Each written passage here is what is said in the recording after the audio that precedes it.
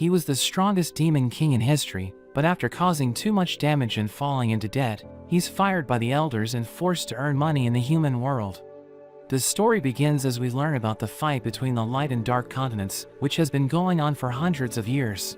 The humans on the light continent launched countless crusades to eliminate the dark clan, but they couldn't break through the halls guarded by the 7 demon kings. The most powerful among them is the monarch of the first hall named Merlin, and we see him writing his weekly report, but he can't focus because the battle is right outside his palace. His sister Lilith uses her charm magic to make the humans fight each other, but one of the knights suddenly attacks her and sends her crashing to the ground. The humans stop fighting each other, and the knight introduces herself as Alice, the 233rd hero of the kingdom. Lilith realizes her magic didn't work on her because she's a girl, and she starts teasing her, telling her she's cute. Alice pushes her back and rushes to attack her, but Lilith kicks her away. She struggles to land a hit, and Lilith mocks her for being weak, so Alice decides to show her true powers. Lilith attacks her, but she's shocked as her whip made from dragon tendons breaks upon touching Alice's sword. She notes that the Holy Sword Light Anthem can't be touched by dark creatures like her, and she attacks Lilith with her magic. She manages to block it, but Alice suddenly rushes in and captures her. The soldiers start cheering for Alice, but Merlin hears the noise and wonders what's happening outside. Alice asks her master Sage to order her to attack the Demon King's palace, but he turns down her request and summons a giant monster whale. He calls it the ultimate weapon of humanity, since it can destroy everything with a single blow. Alice thinks they should only eliminate the Demon King, but he believes all demons deserve to die, so he wants to wipe them out. He knows how evil the Demon King is, because he's the only person who ever survived after facing him. He launches his ultimate attack to obliterate the demons, but Merlin suddenly arrives to protect them and accidentally lands on Alice.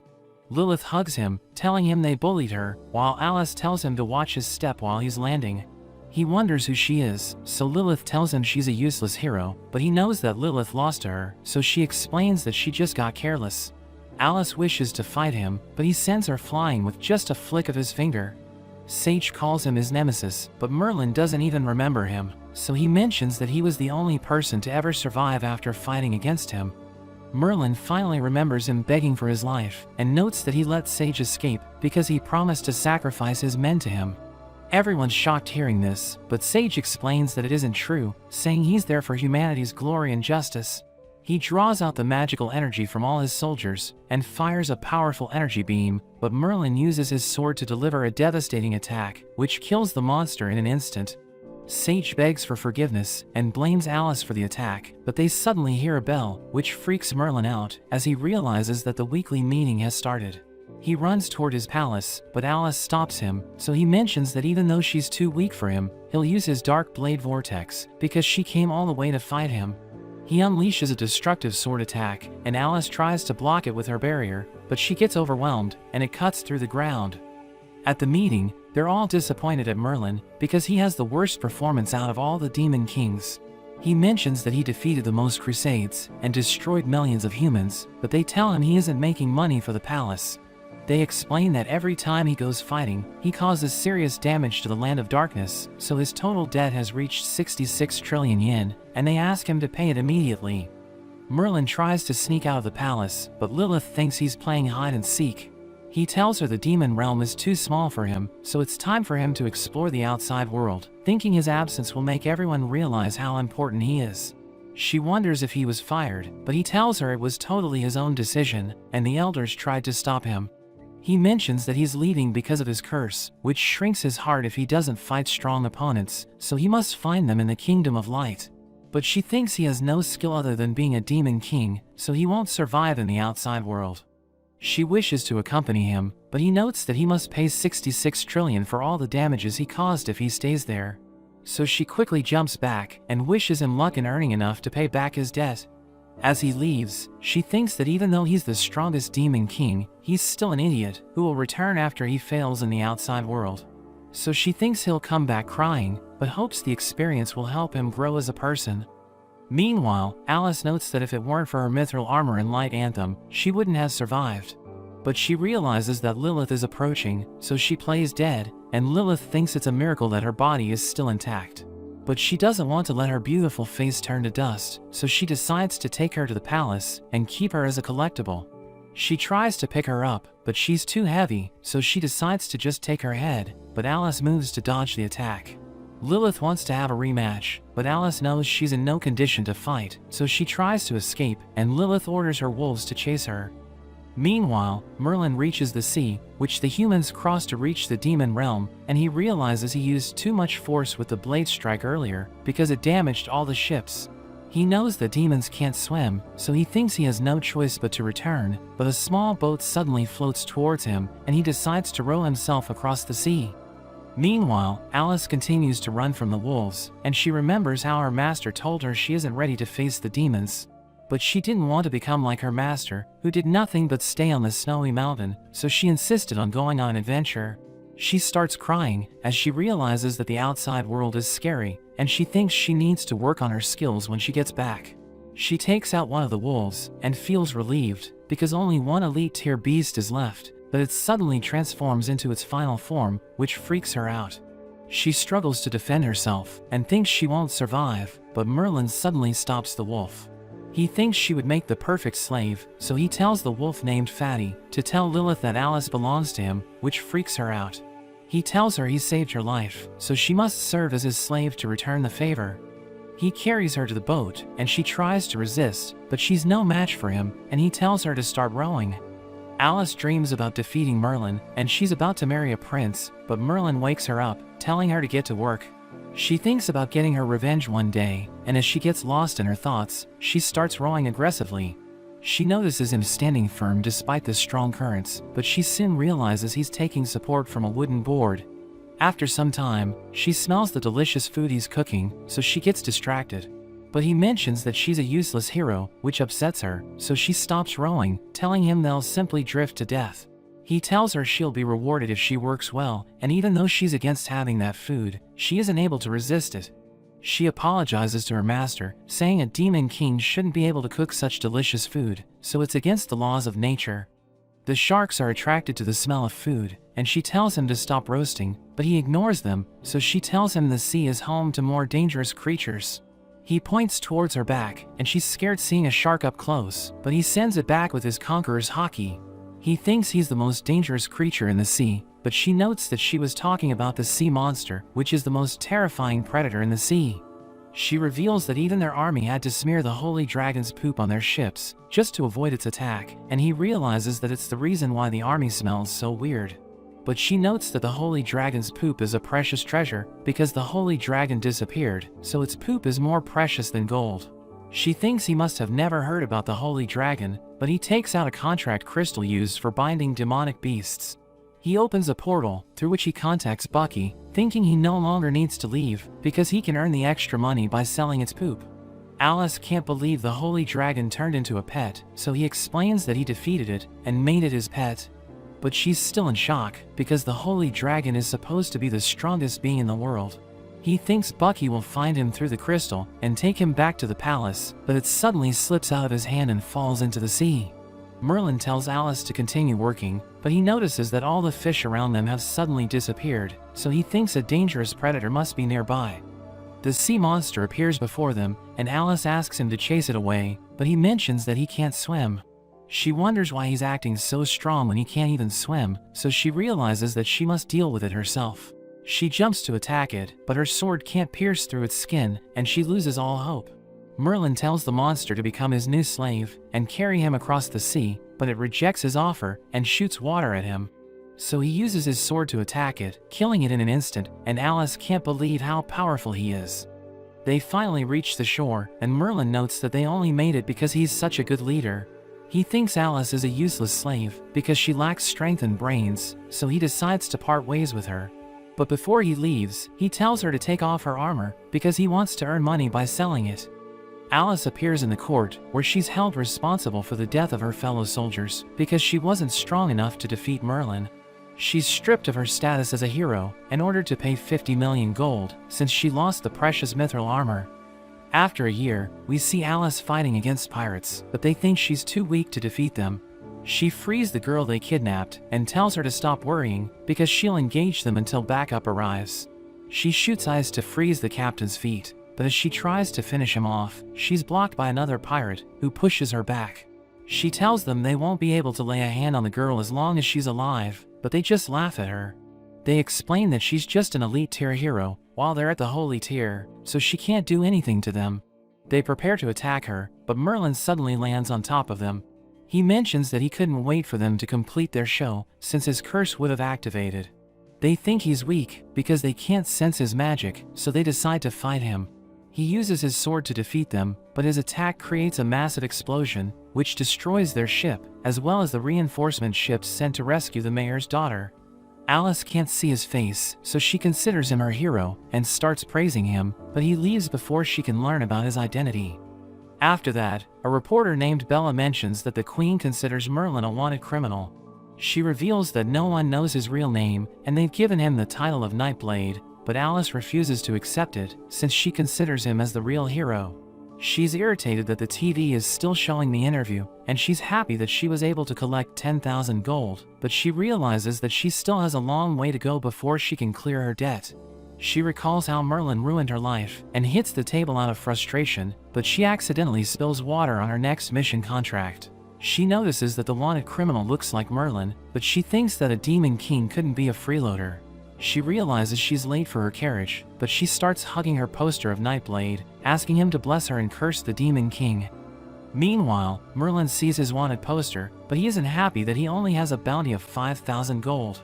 He realizes he was careless, because he wasted all the money he got from selling the armor, but he thinks everyone should be honored if he dines at their place, instead of calling him a freeloader. He finally sees a village, but two bandits try to rob him, telling him they'll be punished if they don't take something to their master. They ask him to hand over his sword, but he warns them that they'll die the moment he takes it out. The bandits laugh at him, and one of them uses his knife to instantly peel off an apple, asking Merlin if he's afraid. But Merlin uses his sword to cut him into pieces, and he takes the apple, while the second bandit runs away. He turns into a goblin, so Merlin realizes that they use transformation magic to look like bandits. The goblin tells the king that a human killed his companion, but it makes him happy. We learn that they disguised themselves as bandits, so that they could provoke the humans to break the peace treaty, and the king orders his subjects to attack a human village. Merlin sends a letter to Lilith, telling her he's living a luxurious life, and that everyone loves him. So he won't return to the Demon King's palace, unless the old men apologize to him, but she knows he's just bluffing. He tries to leave a hotel without paying, and the owner recognizes him as the infamous freeloader, who has been causing trouble in the south. He asks everyone to help him catch Merlin, but he manages to escape. He notes that he didn't want to cause trouble, but a boy named Henry suddenly appears before him. He instinctively holds his sword, so Henry wonders if he's performing, telling Merlin he'll reward him if he puts on a good show. But Merlin can't take out his sword, because it would kill Henry and destroy the village. So he just tries to trick him, but Henry gets angry and calls him a useless bum. So Merlin becomes angry and throws away Henry's ice cream, making him cry. Alice also arrives in the village, and the adventurers tell her it's an honor to travel with a hero, but she mentions that she no longer has that title, so they wonder what happened. As she's about to explain, a man starts shouting about a new book, which is about the secret romance between the Demon King and the female hero. She becomes embarrassed, because she thinks it's about her adventure with Merlin, and the man notes that millions of copies have been sold, so she falls into despair. The adventurers discuss how they will deal with the goblins, but seeing them talk about their marriage scares her, because she thinks they'll die during the mission.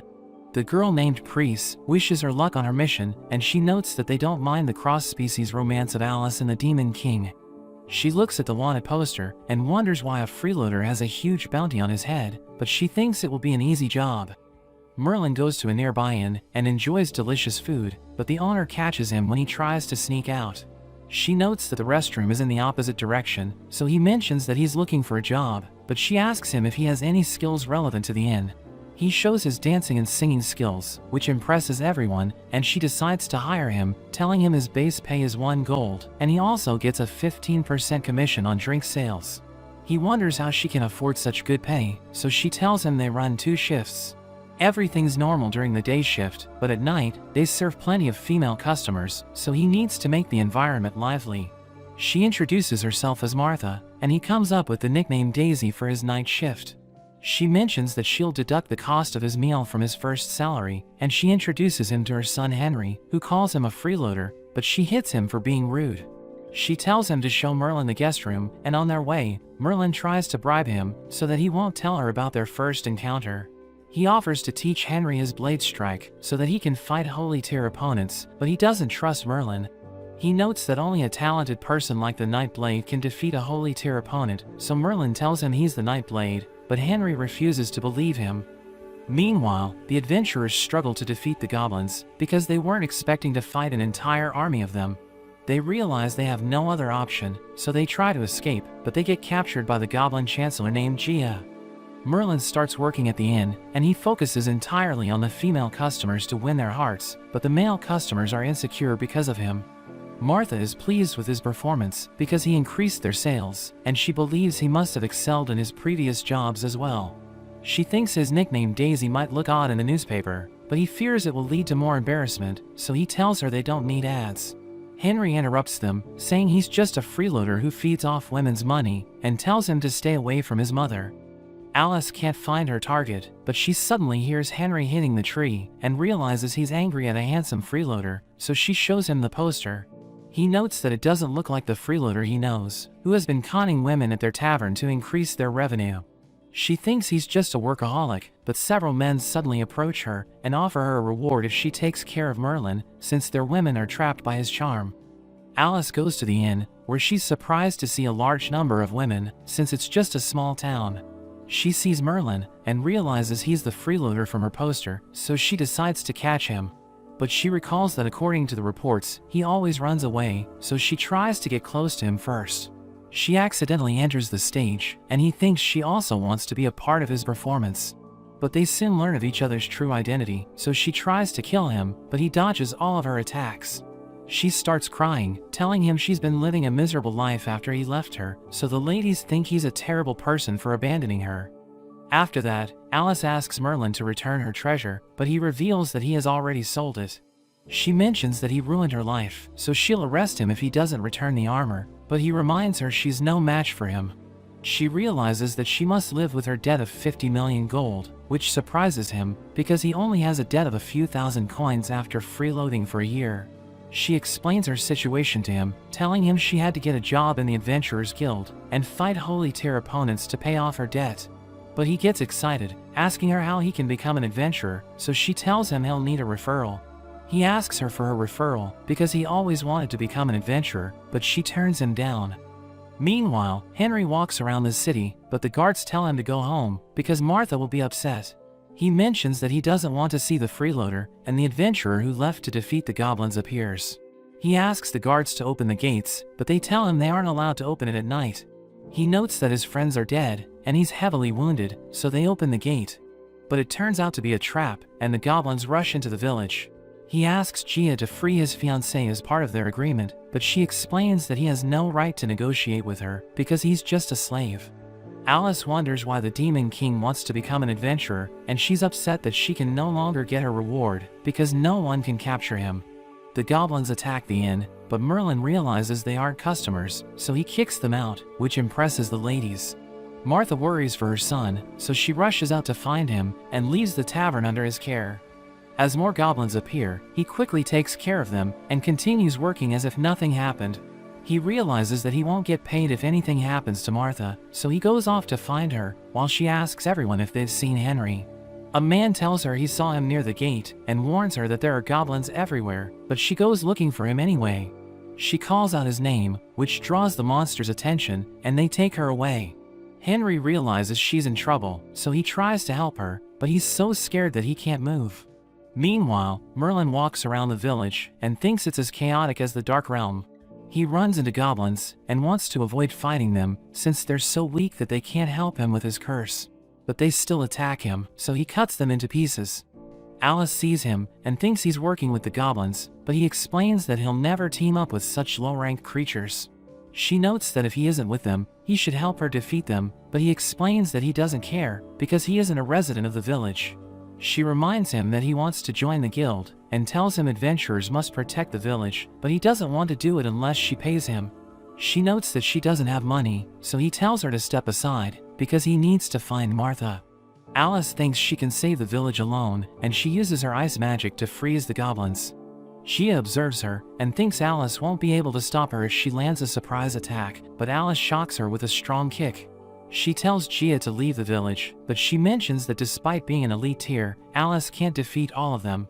Gia orders the goblins to capture her, but a boy suddenly collapses before her, and tells her about Merlin. She uses her magic to see how the goblins were killed, and realizes that her army is no match for Merlin, so she orders them to retreat. The villagers look for their family, while a man named Johnson tries to advertise his services as a personal guard. They all ask him to save their loved ones, but he thinks they're already dead, so he tells them to focus on the future instead. Alice arrives with the adventurer who asks the guards to open the gates, and he tells them the goblins took their loved ones to their cave. One of the soldiers recognizes him and calls him a traitor, but Alice defends him, saying his fiancée and comrades were captured, so he was forced to work with the goblins. Johnson asks her who she is, so she introduces herself as the 233rd hero, and everyone starts talking about her. Johnson tries to turn them against her, so she kicks him away and decides to attack the cave alone.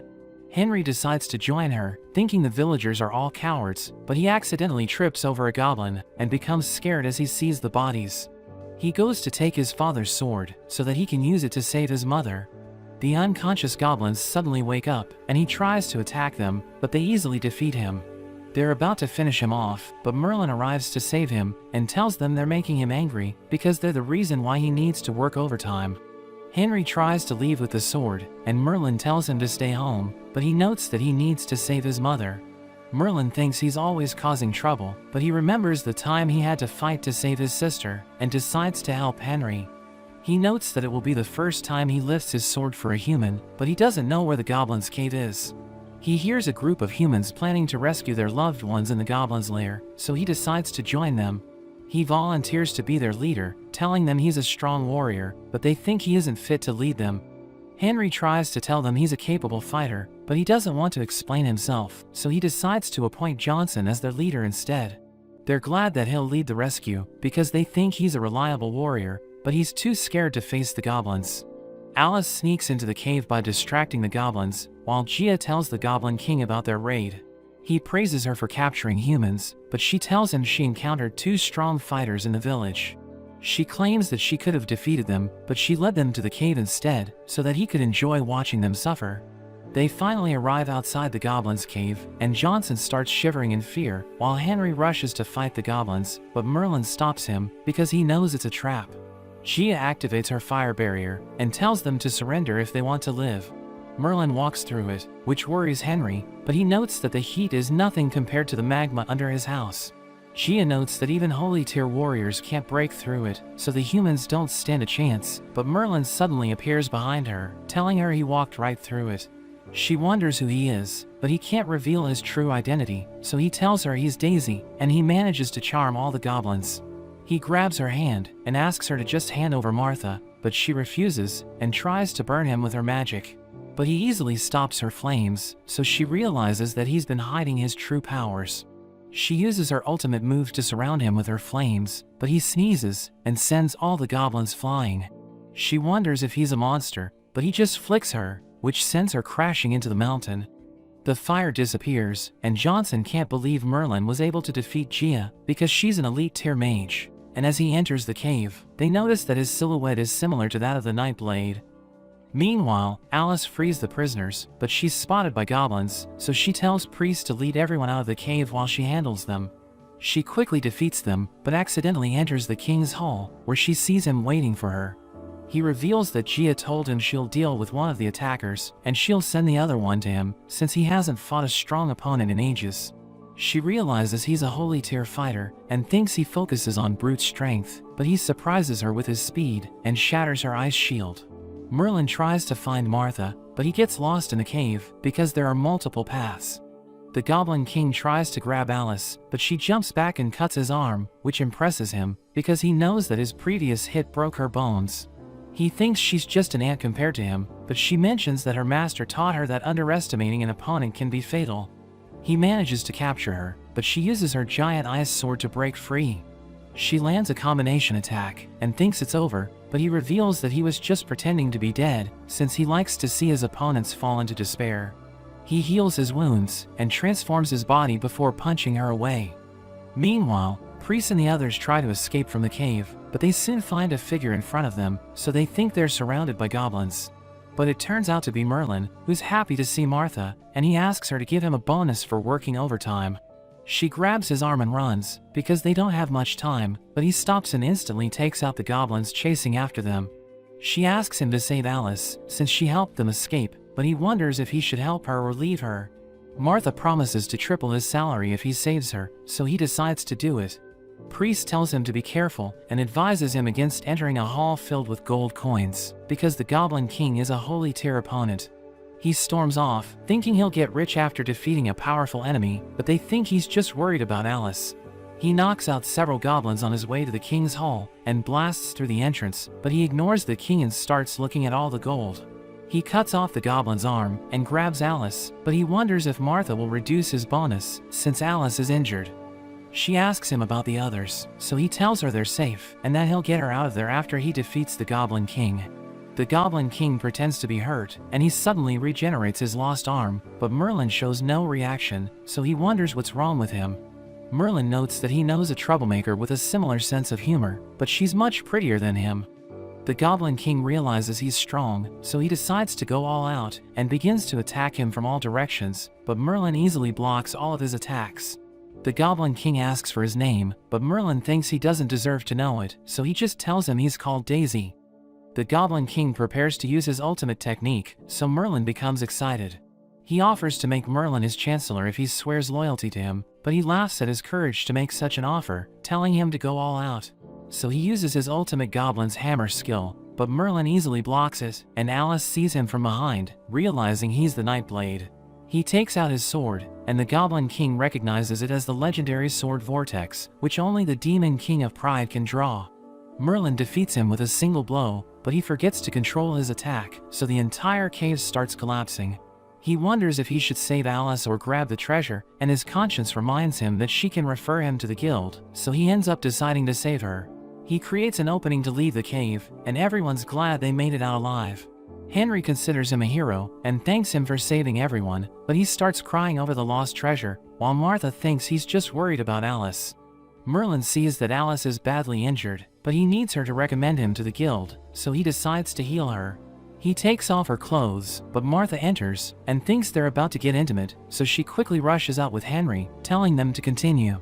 He covers Alice with his saliva, since it has a healing effect on the opposite gender, and as she begins to heal, she starts dreaming, and he realizes it's because of the saliva, so he thinks he won't be able to enjoy a peaceful night. Alice wakes up the next morning, and everyone rushes to check on her. She doesn't remember what happened after she was defeated by the Goblin King, so Priest tells her she should thank Merlin, because he was the one who saved her. She thinks they should reconcile since they're old friends, but Alice tells her they're rivals. Everyone thanks Alice for saving them earlier, but she mentions that it's part of her job. Bella interviews Johnson, who brags about how he led the villagers to fight the goblins, but he becomes nervous when he sees Merlin. She asks him about the goblin invasion, but Merlin thinks it was just a few goblins, so she wonders if it was just a minor conflict exaggerated by the villagers. Martha tells him Alice is looking for him, and he thinks she wants to thank him, but when he goes to her room, she suddenly attacks him. She thinks he took advantage of her because he took off her clothes, and the priest next door heard weird sounds throughout the night. But he explains that it was because of his saliva, which healed her wounds and made her dream of him. She finally understands the situation and thanks him for saving her, but he mentions that he lost all of the treasure because of her, so she reminds him that it was all stolen. He asks for her help to become an adventurer, so she agrees to refer him, but she mentions that it would make them even. Martha and the others give them farewell gifts, and Henry tells Merlin he wants to become his student in the future. Martha teases Merlin and Alice about getting married, but Alice insists that they aren't a couple. Meanwhile, the goblins realize their king is dead, and think they should migrate to the south, so that Daisy will never reach them. A woman suddenly appears before them, and she mentions that she has the third key to the Legion of Hell, but she notes that she must kill all of them, because she doesn't want anyone to know about it. Merlin and Alice reach the guild, and he notes that the building is small, but he's excited to be an adventurer. He sees the notice board with the available contracts and asks Alice if she's an adventurer or a part-time worker, because they're mostly ordinary jobs. The receptionist notices them, and she wonders if Alice came for another mission. She knows she can't introduce him with his real name, so she mentions that he's Daisy, which makes the receptionist wonder if he's her boyfriend. So she quickly shows the wanted poster and notes that she came to collect the reward. He's shocked hearing this, but she tells him a criminal can't become an adventurer, so he must pay his debt first. The receptionist named Lou tells her that even though it follows the rules, she'll only get 10% of her actual reward. Lou deducts the money she owes the guild and gives her 50 gold coins, which makes her sad, but Merlin tries to steal them, saying he was the one who turned himself in. She tells him she lost thousands of gold because of him, so he reminds her of how he saved her life multiple times. Lou notes that they should test his level, but Merlin thinks they shouldn't waste time, telling her to give him the highest title. A man named Arnold arrives, and he thinks Alice is dating Merlin, which makes him sad, because she rejected his proposal. She tells him she isn't dating Merlin, but he still takes out his sword and challenges Merlin to a duel, telling him the winner can date her. She yells at them to stop, but Arnold still rushes in and attacks Merlin, who sends him flying into the ceiling. Another adventurer named Hobbs tells Alice that her boyfriend is just as strong as her, and Merlin thinks he's mocking him. But she notes that it's a compliment, because their guild only has a few strong adventurers. Merlin mentions that he'll help them raise the overall level of the guild, but a man named Claude suddenly arrives, and everyone falls silent.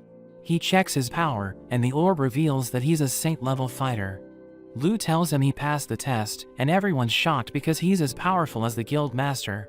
Merlin thinks he'll shock everyone with his results, and that they'll worship him after he takes the test. But the device fails to measure his power, so Lou tells him he can't become an adventurer. Alice wonders if he's hiding his strength, but he isn't sure what's happening. She offers to prove that he's strong enough to become an adventurer, but Lou tells her she can't break the rules. He notes that a highly skilled warrior like him is rare, and even the Devil's Messenger asked him to lead the Hell's Legion, but he turned down the offer. Everyone starts laughing at him, but he offers to fight the strongest person in the guild to prove his strength. The guild master arrives, saying he can't ignore his challenge, and he takes him to a hall. Merlin asks him if he wants to give up, thinking it will help him keep his reputation, but the guild master thinks he's arrogant, telling him he has already defeated countless people who challenged him. He explains that Merlin doesn't need to defeat him, because he'll allow him to become an adventurer if he shows potential, but he notices that Merlin isn't even listening. The old man tells him to go all out, so Merlin uses his blade strike, which shocks him and damages everything around them.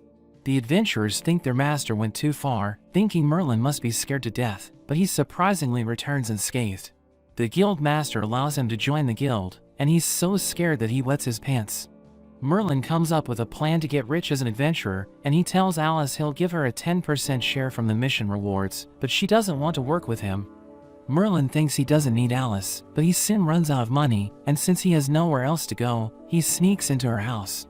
She catches him, and thinks he was spying on her, but he mentions that she has nothing worth spying on. He tells her it's hard living alone, so he'll stay with her, and only charge her 1,000 gold for his protection. But she kicks him out, so he starts creating a commotion, which grabs everyone's attention, and they think Alice kicked out her boyfriend. She realizes he'll ruin her reputation, so she takes him inside, and he offers to protect her for free if she lets him stay. She tries to hit him, but he easily evades her attacks and enters her room. He lies on her bed, and when she tries to remove him, he tells her it's too small for both of them. So he wraps her in the blanket and makes her fall asleep. The next morning, Alice goes to the guild, but she's tired from sleeping on the floor. Merlin arrives, and he asks her why she didn't wake him up, so everyone starts gossiping that they're living together. Arnold also appears, and he notes that his duel with Merlin wasn't fair, so they should have a best of 3. But instead of fighting, they should see who can complete an A-rank mission. Merlin notes that even though he isn't interested in winning her over, he can't ignore a commission since he's an adventurer. He tells Lou he wishes to take the commission, but she tells him he can't accept the mission without a mentor because his level is too low. So he tells Alice to join him, but Arnold also asks her to join his team instead, telling her he already hired Claude to be a part of his team. Merlin thinks he's the ideal choice, but she decides to join Arnold's team. Everyone feels bad for Merlin because she abandoned him for the Duke's son, but he sees Hobbs and tricks him into forming a team. After that, Hobbs wakes up in a carriage and wonders where they are, so Merlin tells him about the mission, but he gets scared because he's just a mage and Merlin is a rookie. He tells Hobbs to stop worrying because he'll take care of everything, but Hobbs suddenly sees the Knights of the Duke of Roses. But Merlin doesn't know them, so Hobbs mentions that they have a higher status than Arnold's father. The captain named Carl asks for directions, so Hobbs tells him he needs to cross the mountain, but they'll need to walk because their carriage can't go there. Carl becomes angry, thinking he wants the Duke's daughter Cecilia to walk on such a muddy path, so Merlin wonders if she's a cripple. Carl tries to whip him, but Merlin grabs onto it and pulls him off his horse. Hobbs tells him to calm down and end the fight by apologizing, but he thinks Carl should be the one to apologize. They suddenly see a stampede of burning rhinos approaching, so Carl orders his soldiers to protect the carriage. Merlin thinks the rhinos are running away from something, and one of them is about to crash into Carl, but Merlin suddenly lifts it with a single finger. He slams it to the ground, and the rhinos realize they're no match for him, and they all run away. Carl can't believe it, because he knows that rhinos never stop charging ahead, and Hobbs asks Merlin what happened. So he explains that demon beasts retreat when they see someone with overwhelming power, but Carl thinks he must have just used a beast-repelling powder. Cecilia comes out of the carriage, and she realizes Merlin is only an iron-ranked adventurer, but she knows that he's strong, so she offers to hire him for 10,000 gold. She tells him it's a high reward for an iron adventurer, telling him he won't find a better offer given his current rank. Hobbs agrees to work for her, but she notes that he isn't even worth 5 gold, and he tells Merlin to accept the offer, because it's twice as much as the reward of their mission. But he notes that she doesn't understand how much he's worth, telling her he'll agree to work for her if she pays him 66 trillion. So she leaves with her men, and he notes that he's willing to negotiate, but Carl can't believe how rude he is. She orders her men to increase their pace, and explains that they must reach the crypt quickly, because she knows that Merlin is headed in that direction. We learn that her goal is to impress her father by resolving the crisis, and she thinks Arnold is a threat, because he might deal with the problem before they get there. We see Alice in Arnold's carriage, and he thinks she'll belong to him, because they can't lose with Claude on their team. But she notes that she doesn't care about his bet with Merlin, telling him she likes powerful warriors like Nightblade. Claude wonders how skilled he is, so Alice mentions that he defeated the Holy Tier pirate brothers, but Claude thinks he's nothing special. She asks him who he thinks is the strongest, so he tells her about the 4 heroes of the previous empire. The first one is the dragon assassin Corona, who killed 7 holy tiers in one night, and Claude mentions the twin sword saints Zoe and Joey, who took down the legendary giant king. The last one is the storm warrior Bernard, who's known as the strongest fighter of the previous empire, and he's famous for defeating a giant holy tier dragon. Claude thinks they deserve to be called the strongest, and he thinks Nightblade is nothing compared to them, so Alice becomes upset. But their carriage suddenly stops, as the burning rhinos charge towards them. Alice prepares to take them on, but Claude instantly destroys all of them, and Arnold thinks he almost scared them off. But he explains that it's impossible, because they aren't afraid of anything, saying the only way to stop them is to slaughter them. We see Merlin drinking with girls, and they think he's amazing, but Alice suddenly arrives, telling him to take the mission seriously. They think she's his girlfriend, so they walk away, and he tells her to mind her own business, reminding her that they aren't on the same team. Arnold notes that he won't lose, because he has Claude on his team, but Merlin reveals that he only cares about the 5,000 gold reward. Arnold thinks Alice will eventually fall in love with him, but she walks away, and he tells Merlin that the tomb of the former kingdom's chancellor is in the forest. We learn that grave robbers woke him up, so he's now an undead mage, who summons wraiths to cause trouble. Arnold notes that whoever takes him down will be the biggest hero, but he knows that the chancellor has holy tier power, so he thinks Merlin doesn't stand a chance. We see Alice in the woods, and she sees Claude, so she decides to follow him. A portal opens before him, and he starts talking to his master, who calls him Bernard, so she realizes that he's one of the heroes of the previous empire.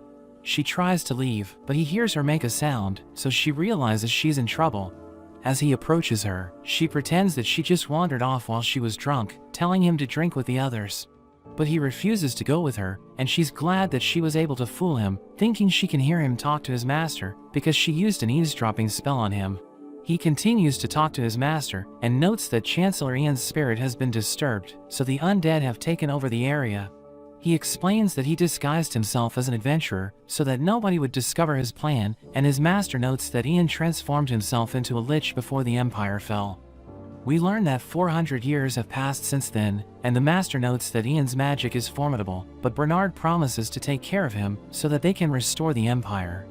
He rushes to the tomb, and Alice thinks she needs to do something, but she knows that she's no match for him, so she thinks about asking for Merlin's help.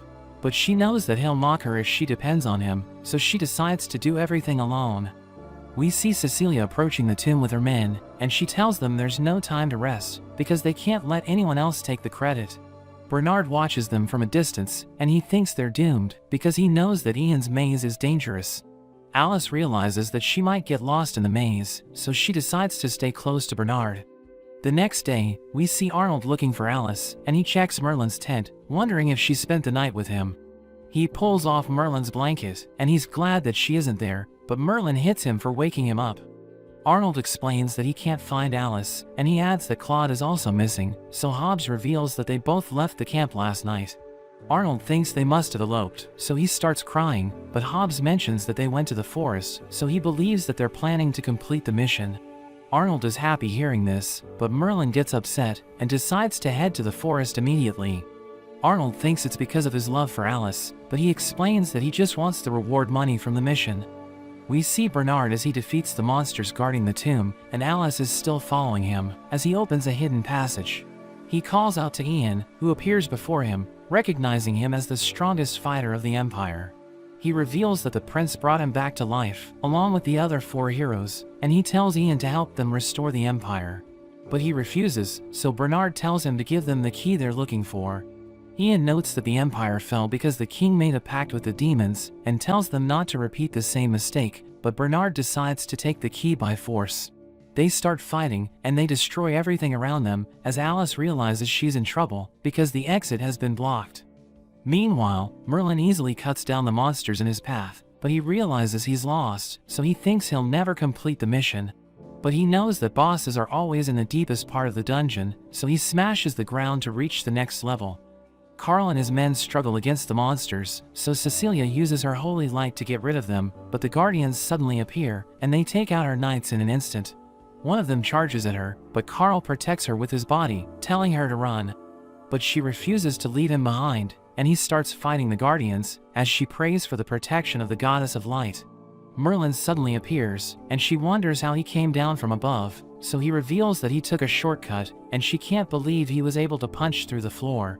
She asks him to help them, but he tells her to get rid of her knights, because they're blocking the way. She tells him about her goal, but he doesn't care, and he easily takes out the guardians, telling her to cut her losses since her team has been wiped out. But she begs him to help her, and he asks her to pay him 66 trillion, but she tells him she doesn't have that much money, offering herself instead. But he explains he isn't interested in her, and notes that her previous offer was better, so he decides to help her for 10,000 gold. He pins her to the wall with Carl, telling them the undead won't be able to reach them there, and he promises to return after he claims the bounty. We return to Bernard, as Ian attacks him with his death beams, but he manages to dodge them, and he counters with his Tempest Slash. But Ian summons the Giant King, who punches him away, and Ian tells him he doesn't stand a chance, because he's fighting against 2 holy tier opponents. Merlin suddenly appears, and Alice is happy to see him, as he notes that he isn't too late, because Ian hasn't been defeated yet. He thinks Bernard ran off, because he wanted to claim the bounty for himself, and Ian attacks Merlin with his death beam, but he blocks it with just his hand. Ian can't believe it, and Bernard knows that Merlin is stronger than them, because he was able to punch through the floor. So they decide to gang up on him, but he easily blocks their attacks, and he wonders what Claude is doing. Alice thinks about helping Merlin, who notes that he doesn't want her to die, because even though she's dumb and weak, she's still helping him pay for his rent. She becomes angry hearing this, so she immediately changes her mind, but he attacks Ian and the Giant King with his sword, killing them in an instant. He takes the key, and Bernard promises to pay him 200,000 if he hands it over, but Alice stops him, telling him Bernard will use it to restore the previous empire. So he realizes that she knows about his plan, and he tries to kill her, but Merlin disarms him, telling him he can't let her die, because he's staying at her place. Bernard realizes he needs to defeat Merlin, so he uses his forbidden technique, which increases his strength by 100 times. He notes that he'll put everything on the line to defeat Merlin with his next attack, revealing that he's happy because he finally found an opponent worthy of his full strength. He creates copies of himself and prepares to use his ultimate move, but Merlin instantly takes him out. He recognizes Merlin's sword, so he realizes he's the strongest demon in the world, and he fades away, as Merlin notes that he doesn't have a life force to drain.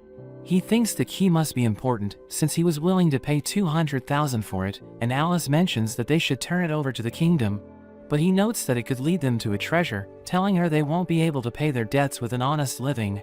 They leave the tomb together, but we see that he forgot about Cecilia, so she starts crying as she calls for help. We see the other adventurers struggling against the undead, as Hobbs and Arnold wonder why their companions left them. They're about to be killed, but the monsters suddenly disappear, so Arnold thinks the undead mage has been defeated. They see Merlin with Alice, and he starts bragging about how he defeated the boss, but he realizes that everyone is praising Alice instead. They think she defeated the boss alone, so she tells them Merlin did all the work, but they don't believe her, because he's just an iron adventurer. We see Bella covering the incident in her report, and she interviews Alice, asking her how she defeated the boss. She explains that Merlin was the one who did it, but Bella thinks he just swooped in after Claude injured the boss, and Merlin is upset that nobody's giving him credit. So she tries to cheer him up, telling him he can have 70% of the reward from the mission. We see the other heroes with the prince, as Zoe and Joey mention that Bernard was useless because he couldn't get the key to the Gate of the Abyss. Corona tells them they shouldn't talk about their fallen comrade like that because he was extremely loyal to them, but they tell her his loyalty meant nothing since he couldn't get the job done. They start to argue, but the prince stops them, telling them their secret has been exposed, so they need to act before the kingdom attacks them. He notes that they must summon the Hell Legion, and he orders Corona to get the key, so she promises to do her best to revive the Empire. We see Merlin with Alice, and we see that he's happy about getting most of the reward. But Arnold notes that his team won the duel, so he'll be able to date Alice after he wins again. Hobbs is worried about the previous Empire's comeback, but Arnold thinks the Bohemian Knights can defeat them, but Merlin has never heard of them. So Hobbs reveals that they're the kingdom's elite unit led by 12 Holy Tier warriors, who are known as the Thorn Paladins. Each of them is said to be as powerful as an entire army, and their captain is the strongest Holy Tier warrior in the world. We see Cecilia and Carl being rescued by the Bohemian Knights, and Carl can't believe they're getting involved, but Cecilia curses Merlin for ditching her. Merlin's group reaches the town, but they suddenly get attacked by a group of cloaked men, and they reveal that they want to fight Alice. So Merlin tells them to go ahead, and they start attacking her, as she wonders if they're from the previous empire. She uses her ice magic to fight back, and she manages to overpower them, but as she prepares to stab one of them, a magic shield suddenly blocks her attack. The man's disguise is blown away, and Arnold is surprised to see the emblem on his armor, realizing he's a Bohemian Knight. He introduces himself as Chapman, and reveals that he came there to investigate her, but he notes that his investigation is over, and he thanks her for cooperating. He thinks the report was exaggerated, because she's too weak to have defeated 2 Holy Tier opponents, so he believes the 4 heroes are nothing special. He notes that they don't need the Thorn Paladins to take care of them, but he suddenly feels someone scratch his neck, and he doesn't see anyone behind him, so he thinks he just imagined it. Merlin and Alice return to the guild, where Lou gives Alice her reward, but she notes that it's more than she expected. So Lou reveals that it includes Merlin's share, and she notes that their debts have been merged, because they're now a married couple, revealing that the guildmaster filed their paperwork for them. They both become upset, because they don't want to be married, and Arnold falls into despair, but Alice just kicks him away. They want to dissolve the marriage, but Lou tells them they need to register their marriage before they can file for a divorce. She adds that their debts have been consolidated, so even if they get divorced, their debts will be distributed equally. So Merlin realizes that millions have been added to his debt, and Alice laughs at him, telling him he deserves it since he ruined her life. They start living together, but they fight over who should sleep in the bed, and they agree to take turns doing the chores. Alice notes that Merlin will do the chores today, but he goes to sleep, so she reminds him about his responsibilities. But he doesn't seem to care, and she realizes he's useless. The next day, Alice tells Lou she can't stand living with Merlin because she did all the housework herself. She mentions that she wants to get divorced as soon as possible, and he notes that he'll be gone after they clear their debt, asking Lou about the fastest way to pay it off. So she tells him about triple S-rank quests, telling him he can earn millions by completing them, but Hobbs notes that they're extremely rare.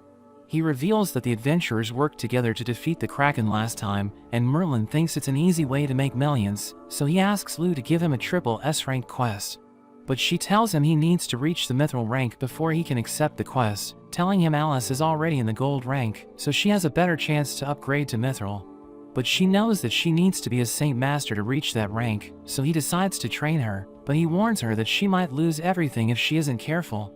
They begin her training, and Alice charges at Merlin, but he sends her flying, and mocks her for not being able to land a hit.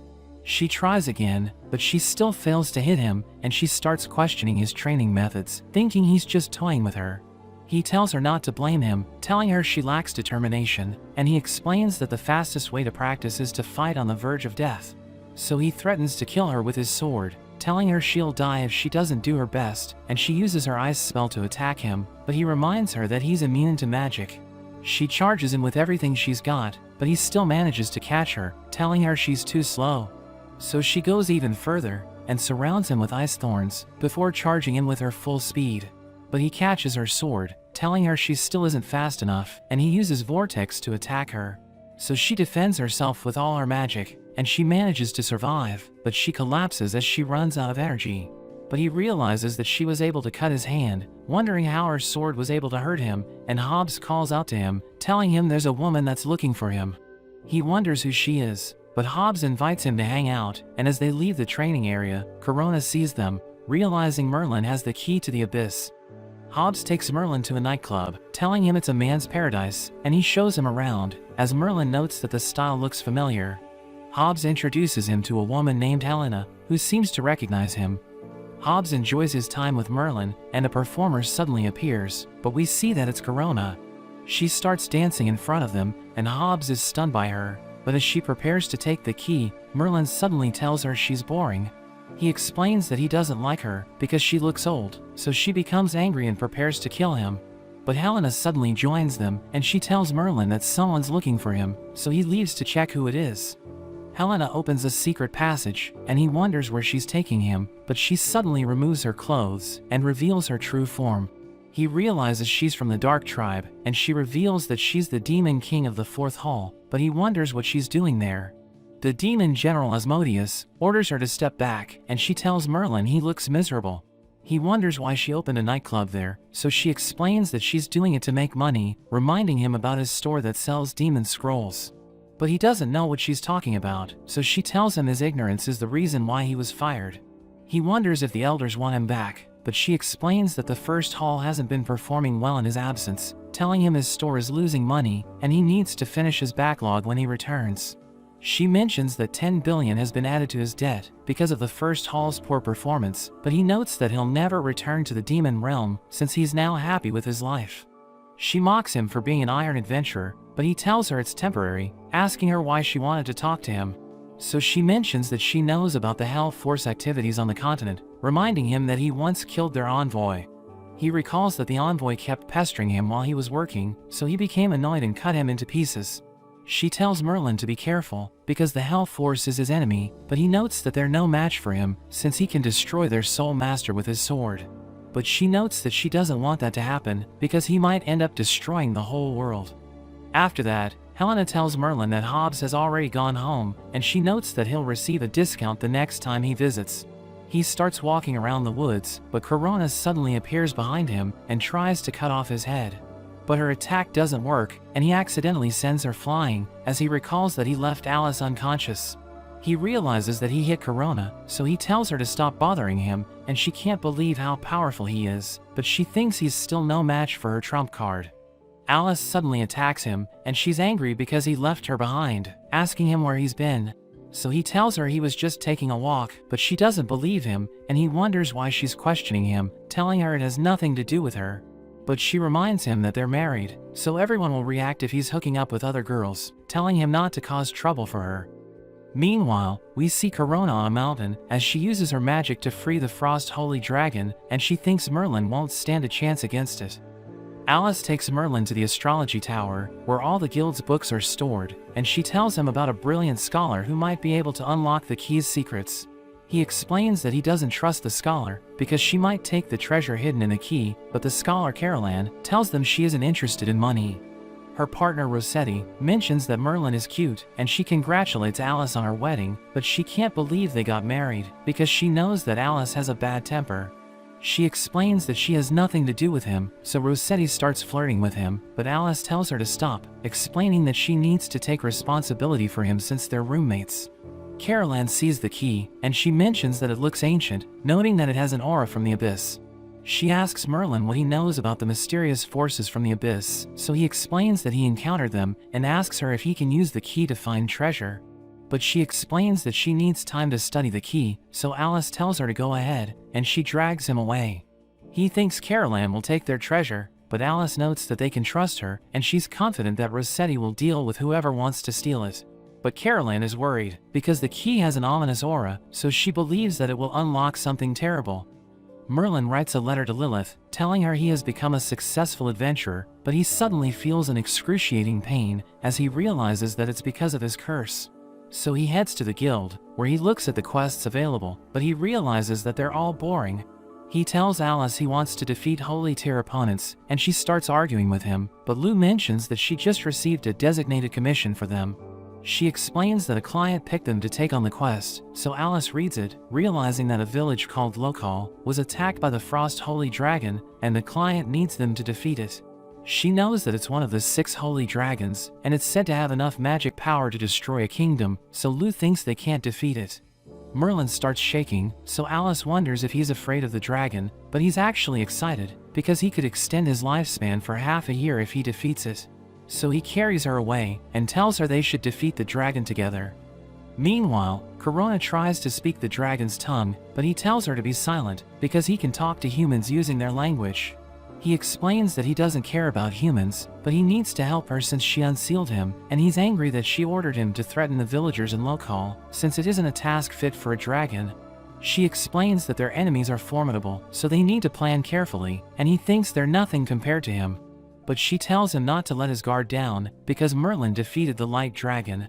He thinks it's impossible, and explains that even a demon king can't defeat the Light Dragon, because it has absolute power over dark creatures.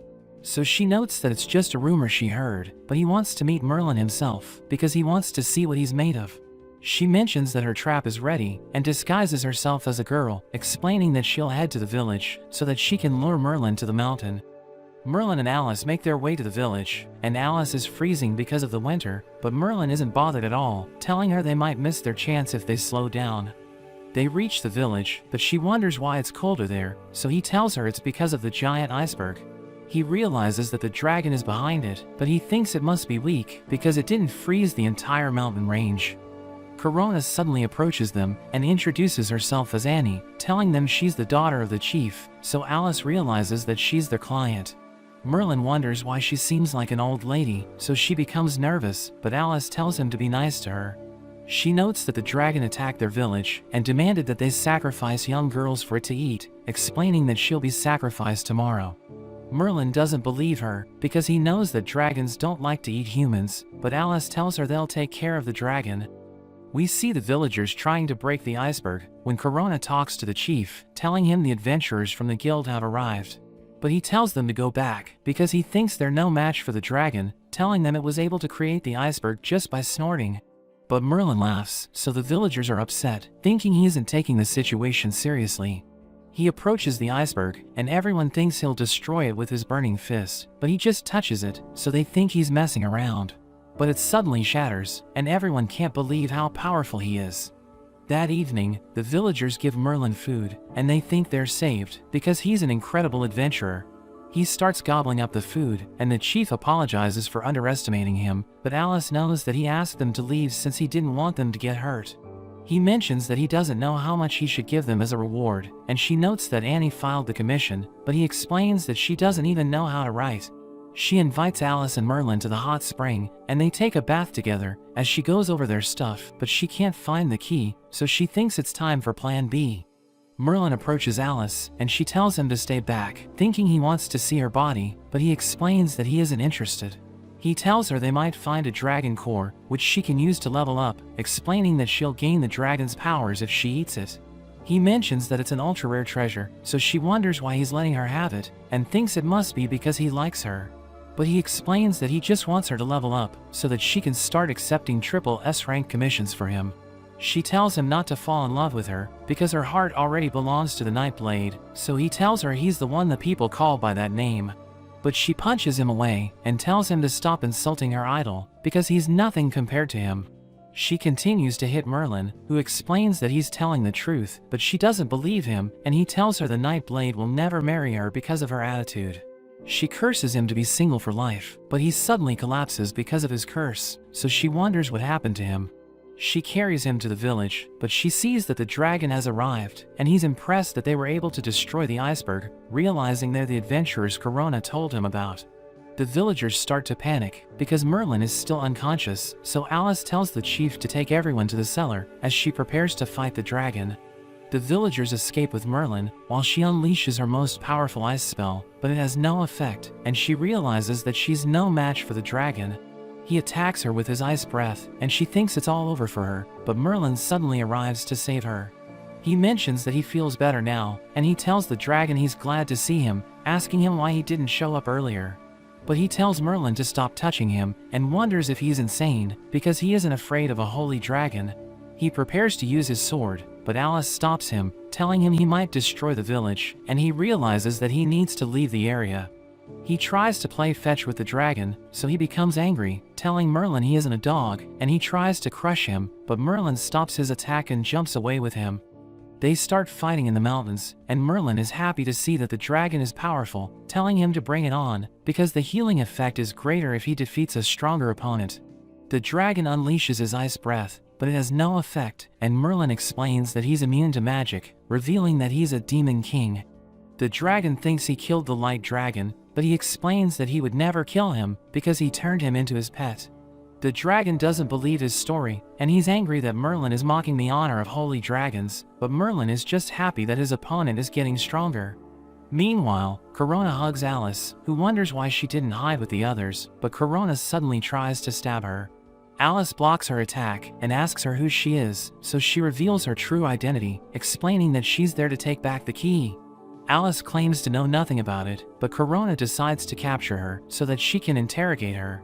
Corona uses her death trap to block Alice's senses while she attacks her, but Alice manages to hit her, telling her she's nothing compared to Merlin. But she immediately regenerates, so Alice realizes she's undead, and Zoe joins them, telling Corona she's a disgrace to the four heroes. So she starts fighting seriously, and kicks Alice away, telling her it's strange that Merlin wasn't tempted when she danced in front of him, but he seems to be attracted to Alice. She can't accept that Alice is prettier than her, so she prepares to beat her up, but Zoe mentions that Alice is an important hostage. So Corona tells him to take her back, and notes that she still needs to defeat Merlin. She heads to the mountain, where she sees Merlin fighting the dragon, who appears to be losing. Merlin prepares to finish him off, but his curse suddenly bothers him once again, and Corona kicks him away. She tells the dragon they should work together, but he pushes her away, telling her not to interfere. Merlin gets back up, and the dragon tries to crush him with his ice spell, but Merlin destroys it with his sword, and his attack cuts through the dragon. He can't believe how powerful Merlin is, and he crashes to the ground, as Merlin notes that he was able to drain his life force, so his curse shouldn't bother him for 6 months. But Corona suddenly takes the dragon's core, and she eats it, allowing her to absorb its powers. Her body transforms, and she thinks she has become the most powerful being in the world, telling Merlin she'll make him suffer for insulting her. But he reminds her that he was able to one-shot the frost dragon, and notes that she just absorbed its power, so he wonders what makes her think she's stronger than him. She explains that she has surpassed the frost dragon, because her holy tear techniques have combined with its power, and she starts attacking him, but he easily defends himself. She uses her skill to restrain him, but he casually breaks free and throws her away, telling her she's still nothing compared to him. She's angry hearing this, and tells him not to get cocky, because he still hasn't seen the dragon's ultimate move. She chants in the dragon's tongue, and unleashes her ultimate move, which freezes everything in the area. But she realizes that it didn't freeze Merlin, who notes that he's catching a cold because of the temperature, so she starts to lose it. He tells her he has no time for her, but she tells him to look behind him, and he realizes that the entire village is frozen. She thinks Alice and the villagers are dead, but he becomes angry hearing this, because she just killed his roommate. She admits that she can't defeat him yet, promising to fight him again after she fully absorbs the dragon's core, and she flies away. But he immediately catches up to her and cuts her with his sword, killing her in an instant. He looks at the village and thinks he can still save Alice because she was only just frozen. But we see Zoe as he breaks out of the ice, and he sees an explosion on the mountain, so he realizes that there's a powerful warrior there, and he notes that he wants to fight him. But he knows that he needs to complete his mission first, so he opens a portal, but as he prepares to leave with Alice, he suddenly gets stuck, and he realizes that Merlin is behind him. He asks Zoe where he's taking his roommate, and he attacks him with his sword, cutting off his arm. He realizes that the 4 heroes are after the key, so he needs to defeat them, but he knows that they're undead, so he can't absorb their life force after he takes them out. He wonders if he should rescue Alice, and realizes that the ice is disappearing, so the villagers should be okay. Zoe takes Alice to the prince, and tells him Corona was defeated along with the frost dragon, so the prince realizes that the person who took the key is OP. He asks Zoe if he was able to get the key back, but he answers no, so the prince thinks he's useless, telling him they have no time left to waste. But Zoe tells him to calm down, because he was able to capture Alice, so they just need to wait for Merlin to come for her. Alice wakes up in the dungeon, and she's surprised to see an elf, but Joey suddenly joins them in their cell, so the elf starts to panic, thinking he'll hurt her. Alice stabs him from behind, but it has no effect, and he slams her against the wall, before summoning his massive sword. We see a man on the mountain, where he sees the frost dragon's remains, and he celebrates, because he knows that he can use its blood to create a powerful army, which will impress Asmodeus. We return to Joey, as he cuts the elf's arm, and starts collecting her blood, so Alice wonders why he's so cruel. But he explains that he's just following his brother's orders, because he'll get punished if he disobeys him. He mentions that he has done plenty of horrible things, but he thinks they were all his brother's fault, so Alice realizes that he's insane. After he leaves, Alice introduces herself to the elf, who reveals that her name is Shirley, and she mentions that she snuck out of her house to have fun. But she ended up getting captured, and Alice wonders why Joey collected her blood, so she explains that the prince needs to drink elf blood to stay alive. She notes that when she arrived in the dungeon, she saw the corpse of the last elf who had his blood drained, and she doesn't want to end up like him. So Alice assures her that someone will rescue them, and she wonders who's coming to save them, so Alice mentions that it's someone important to her. We see Rossetti as she tries to wake Caroline up, because she spaced out while she was looking into the key, and Merlin suddenly arrives, telling her he needs to borrow it. But Rossetti tells him what happened, so he flicks her head to wake her up, but she crashes into the wall. She finally wakes up, and notes that the key came from the abyss, so they need to turn it over to the royal family, and let the Balhenia Knights handle it. But Merlin explains that Alice was captured, and he needs to exchange the key to save her, so Caroline warns him that thousands of people could lose their lives if it falls into the wrong hands. But he explains that he needs it to save Alice, and Caroline thinks it's because he loves her, but we learn that he just needs her to repay his debt. Caroline returns the key, and he tells her not to worry, because he can defeat the Hell Legion alone, but he doesn't know where he can trade the key for Alice. Arnold suddenly arrives with Hobbs, and they know what happened to Alice, so they tell Merlin they've already tracked her location. Hobbs tells him not to underestimate their networks, and shows him where he can find the enemy's stronghold, but notes that the Balhenia Knights are already on their way. Arnold adds that he promises to pay 1 million to the Holy Tier warrior who saves Alice, but Merlin runs off, because he's too stressed to think about making money. We see the Balhenia Knights with their leader Sahadan, and Chapman tells him they don't need him there, because their enemies are weak. But he explains that the Queen ordered him to secure a decisive victory, and suppress the popularity of Nightblade, because he has become a threat to their authority. Sahadan explains that the commoners see him as their savior, but the knights represent the crown, and the people are supposed to look up to them instead of Nightblade. He adds that the Elf King's daughter Shirley was kidnapped a year ago, and he thinks they might find her in the stronghold. But Zoe suddenly attacks them, so Sahadan protects his men, and calls Zoe a coward for launching a sneak attack. He charges in, but Sahadan blocks his attacks and pushes him back, so Zoe realizes that he's a worthy opponent.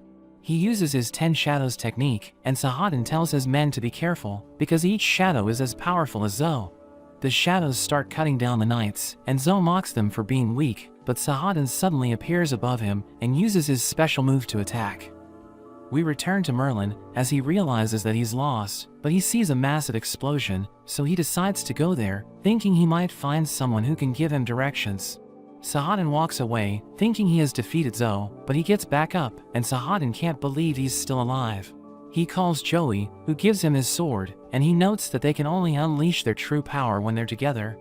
They use their fusion technique, and Zoe mentions that no one has ever survived it, so Saladin decides to go all out and show them his iron body, revealing that no one can hurt him while it's active.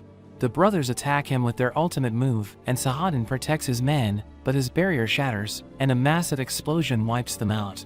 Zoe laughs at them and notes that he enjoys killing weaklings, but he realizes that Chapman is still alive, so he orders Joey to torture him. But Merlin suddenly arrives, and he knows that Zoe took Alice, so he prepares to take him on.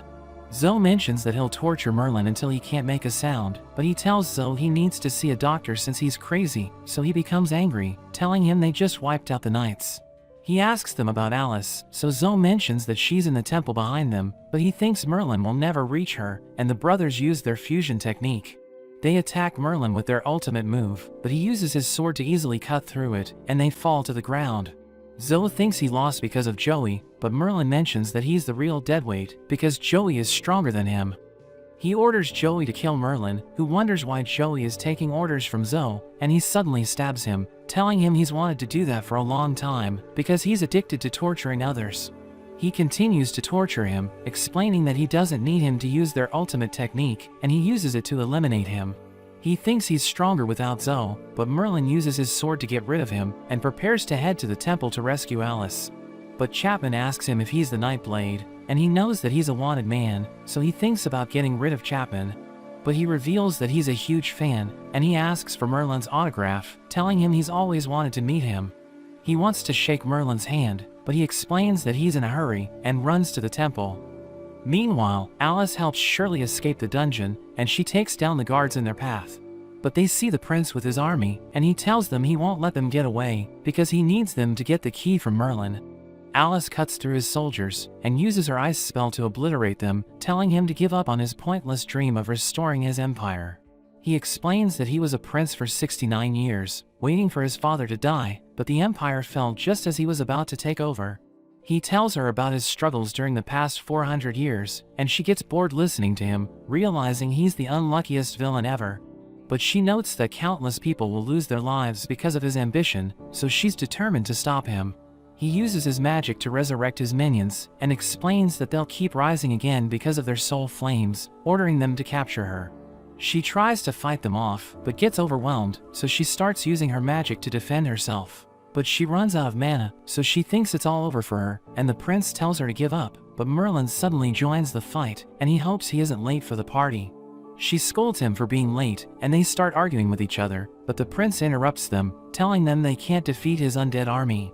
But Merlin instantly wipes them out, and tells her to take care of the prince. So she charges in, and he tries to stop her with his magic, but she breaks through his barrier, so he realizes that she isn't using an ordinary sword. She uses her special move to knock him down, and tells him she'll hand him over to the royal family, but he tells her the fight isn't over yet, and uses his magic to restrain Shirley. While Alice is distracted, the prince poisons her and takes her hostage, threatening to kill her if Merlin doesn't give him the key. He knows that it will open the gate of the abyss, and the prince explains that his goal is to obtain absolute power to rule the world, so she tells Merlin not to give him the key. But he drops it anyway, and the prince takes it, so she's angry at Merlin, telling him countless people will lose their lives because of him. But he reminds her that he's a demon king, so he doesn't care if the world is destroyed, and explains that he just wants to find a worthy opponent for him to kill. He suddenly kisses her, and the poison disappears, but she knocks him down, because she thinks he's taking advantage of her. He explains that he just kissed her because his saliva can detoxify her, but she tells him to rescue Shirley, so he destroys the tentacle that's restraining her. The prince uses the key to open the gate of the abyss, and a miasma surrounds the area, as Merlin notes that it smells like death. The prince summons the Hell Legion, and mentions that a new era has begun, because he's about to take over the world. Alice sees the undead creatures, and notes that even if all the armies in the kingdom banded together, they still wouldn't stand a chance. But Merlin prepares to fight the Hell Legion, thinking he'll enjoy fighting them with his full strength. The prince summons a giant wave of undead creatures, but Merlin unleashes his full power, and creates a pillar of fire, which causes the prince to panic. The flames cover the area, and Merlin unleashes a devastating attack, which destroys all of the monsters and clears the sky. The gate disappears, and he mocks the Hell Legion as he tries to act cool, but we learn that he's sad, because they were all undead creatures, so he wasn't able to absorb their life force. The prince starts crying, because he knows that he can't restore his empire, and he asks Merlin who he is. So he explains that he's just an ordinary adventurer, who just happened to be born with extraordinary powers. The prince wonders why he has no ambition, telling him he can use his powers to take the throne and rule the world. But he notes that he isn't interested, and tells the prince about his experience as a demon king, explaining that he did nothing but work, but his elders still thought he was incompetent. He mentions that he wasn't able to enjoy his life, so he gave in to his laziness, and decided to live as an ordinary adventurer. The prince notes that he finally understands why he failed, thinking it's because Merlin is a god, and he suddenly runs away, as Alice realizes that he has lost his mind. After that, Alice asks Merlin why he spared the prince, because she thinks he needs to be punished, so Merlin explains that he doesn't care, telling her he only went there to have fun. Shirley wakes up, and she doesn't know what happened, because the miasma caused her to pass out, so he tells her he defeated the Hell Legion. She thinks he's Alice's lover, so she tells Shirley that it isn't the case, but the carriage suddenly stops, and their friends welcome them back. They celebrate Alice's return, and we learn that the Balhenian Knights took credit for taking down the prince, but Merlin doesn't care, and Rossetti starts flirting with him again. So Alice tells her to leave him alone, and Shirley mentions that she needs them to take her home. But Merlin reminds her that he's an adventurer, so he needs to be rewarded for taking on her quest, and she promises to pay him with her pocket money. He thinks it isn't worth much, but she mentions that she has 10 million gold, so he promises to do his best for her. Lou mentions that they received another designated commission, and Cecilia suddenly appears, telling Merlin to go with her. Alice notes that they need to take Shirley home first, but he thinks they can take on 2 quests at the same time, and Alice complains because she knows he's planning to make her do all of the work. But that's where this video ends. Remember to like and subscribe to the channel. Thanks for watching, and I'll see you next time.